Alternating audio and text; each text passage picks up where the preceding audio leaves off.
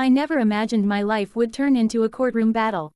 Not when I married him. Not when we held our children for the first time. And definitely not when I signed the divorce papers, believing the worst was behind us. I was wrong. My ex-husband wasn't always cruel. In the beginning, he was charming, confident, protective, or at least, that's what I thought. Slowly, control replaced care. He decided how money was spent, who I could talk to, where I could go, and when I finally found the courage to leave, he didn't cry. He smiled. That's what he said the day I moved out with the kids. Not angry, not emotional, cold, like someone already planning their next move. I rented a small apartment. 2 bedrooms, thin walls, old furniture, but it was peaceful. For the first time, my children slept without fear. And that was enough. 3 months after the divorce, the message arrived. I'm taking the kids. No explanation, no discussion, just a statement. I laughed at first. I had custody, court orders, proof. What I didn't have was money. And he had plenty of it. Lawyers' letters started arriving. False claims, distorted stories, accusations that didn't even sound like my life. Neglect, instability, unfitness. I couldn't recognize myself in those words. But I knew one thing. He wasn't trying to win custody. He was trying to punish me. Every night, I stayed awake, listening to their breathing, wondering how someone who once held them could now use them as weapons. I promised myself one thing. No matter how scared I was, I would not break. The hearing was set for a Monday morning. I barely slept the night before. Not because I was guilty, but because the system doesn't always protect the right people. And I knew that. The first hearing didn't end the nightmare. It opened the door to something worse. He didn't just want custody. He wanted to destroy my credibility. Sad hujatlarita u many shunde tosperlady. Bickerer, masuliatsis, bolalarga iatiborsis. Every sentence felt like a knife. Not because it was true, but because it was written as if it were. He hired expensive lawyers. The kind who spoke confidently. The kind who smiled while accusing. I sat there alone. No legal team, just documents. And truth. I learned something fast. Justice moves slower when you're poor. Then he crossed the line. He started questioning the kids. Not gently, not carefully, but with manipulation. Wouldn't you rather live in a bigger house? Does your mom get angry? Are you safe with her? They came home confused, quiet, different. That night, my oldest asked, "Mom, are we okay?" I held them tight. Yes, I said, even though I wasn't sure. I stopped eating properly. Stopped sleeping. Every knock on the door felt dangerous. Every unknown number made my heart race. I wasn't afraid for myself. I was afraid of losing them. One afternoon, without warning, he came to the apartment. No call, no notice. He stood in the hallway smiling. "I'm just here to see my kids," he said loudly. The children froze. I stepped between them and him. "You can't be here," I said. He laughed. "We'll see what the police say." My hands were shaking as I dialed. I never wanted to involve police. Never wanted to escalate. But something inside me knew. This was no longer a legal issue. It was a safety issue. Those minutes felt endless. He kept talking, provoking, recording me on his phone. "See," he said, "this is why they shouldn't live with you." I didn't scream. I didn't cry. I stood still, protecting. When I heard them, my knees almost gave out. Not because I was guilty, but because truth doesn't always speak first. Sometimes, it has to be uncovered. The officers arrived calmly. 2 of them, neutral faces, hands resting near their belts. My ex immediately switched roles. Concerned father, soft voice, carefully chosen words. "She's unstable," he said. "I'm worried about my kids." I didn't interrupt. I let him talk. One officer turned to me. "Ma'am, do you have a custody order?" I nodded and handed over the documents. Stamped, signed, clear. The officer read them slowly. Very slowly. My ex kept talking. Too much. Contradictions slipped out. Timelines didn't match. Details changed. The second officer noticed. So did I. Then something unexpected happened. The officer asked, "Sir, are you recording right now?" My ex hesitated. "Yes," he said. "May we see it?" His confidence faltered for the first time. The video played. Not what he expected. It showed him blocking the door, raising his voice, taunting me. It showed the children crying. Gently, carefully. The officers knelt down. "Do you feel safe here?" My youngest nodded immediately. My oldest spoke. "Yes, with Mom." Those 3 words hit harder than any evidence. It showed fear, real fear, not the kind you fake. The officer stopped the video. He looked at my ex. "This changes things," he said, gently, carefully. The officers knelt down. "Do you feel safe here?"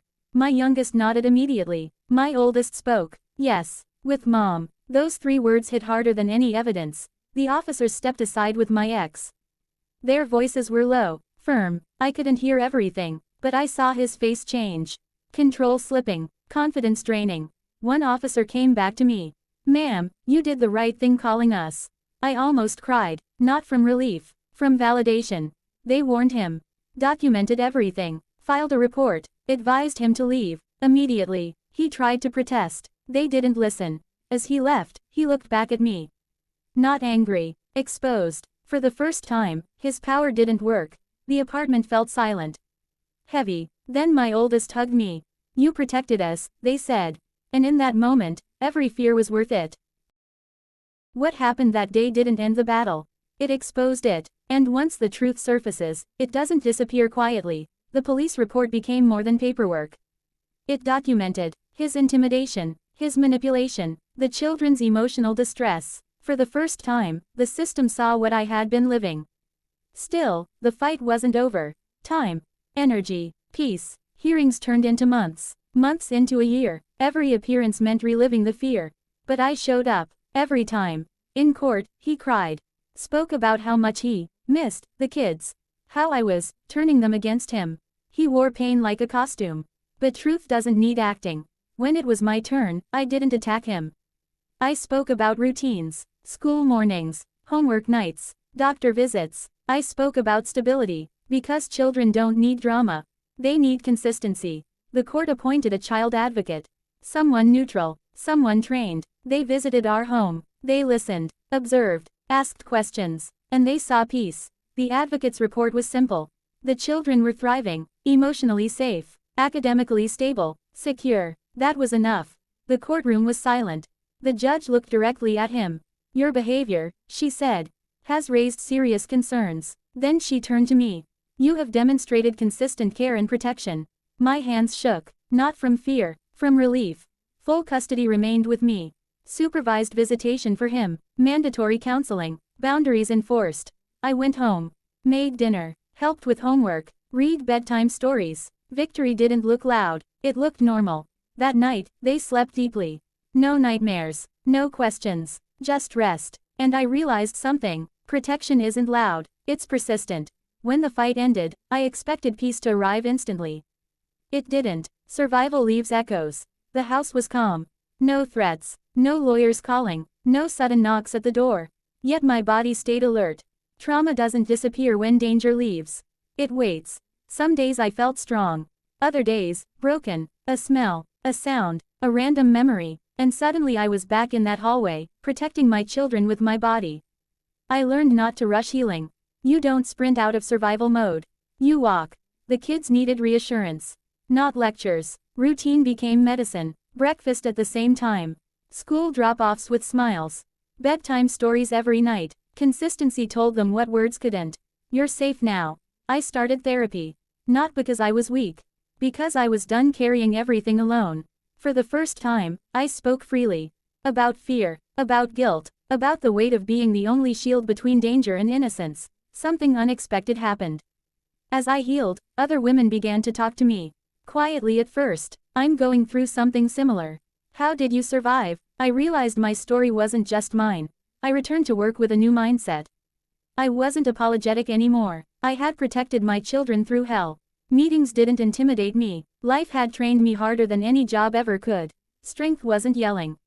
It wasn't revenge. It was showing up every day, calm, steady, unbreakable. One evening, my youngest said, "Mom, you're not scared anymore." I smiled, not because fear was gone, but because it no longer controlled me. I didn't erase the past.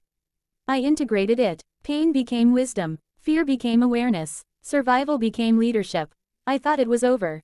The court had spoken. Boundaries were clear. Silence had finally settled. But control doesn't disappear quietly. It came late at night. A simple text. "I want to see the kids." Alone. No greeting. No respect. No acknowledgement of the rules. Just entitlement.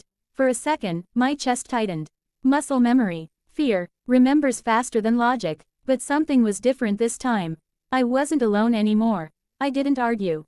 Didn't explain. Didn't justify. I replied with one sentence. All communication goes through the court-appointed supervisor. That was it.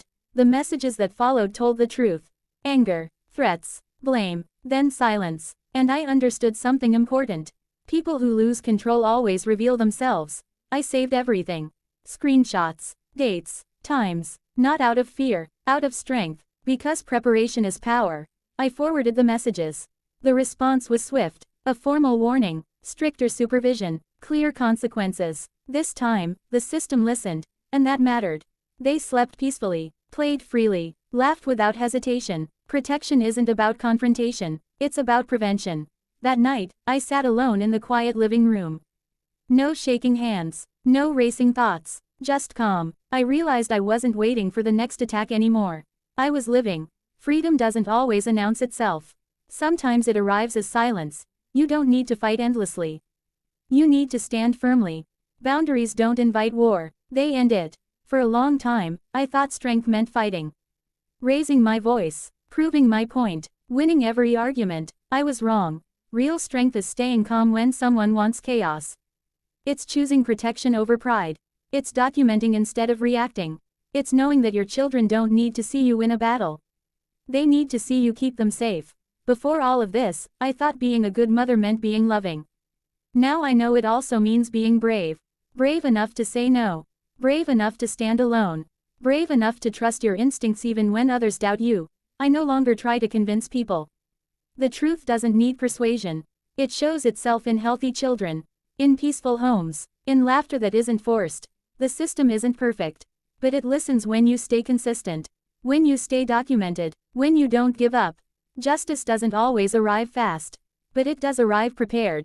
If you're listening to this and you're scared, please hear this clearly. You are not weak for being afraid. You are strong for protecting what matters. You don't have to scream to be heard. You don't have to fight to prove your worth. Sometimes, the bravest thing you can do is ask for help and stand your ground. My children are safe. They laugh freely. They trust deeply. They sleep peacefully. And that is the only ending that ever mattered. You don't need to become hard to survive. You need to become unbreakable in your values. And when truth stands quietly, everything else eventually falls apart.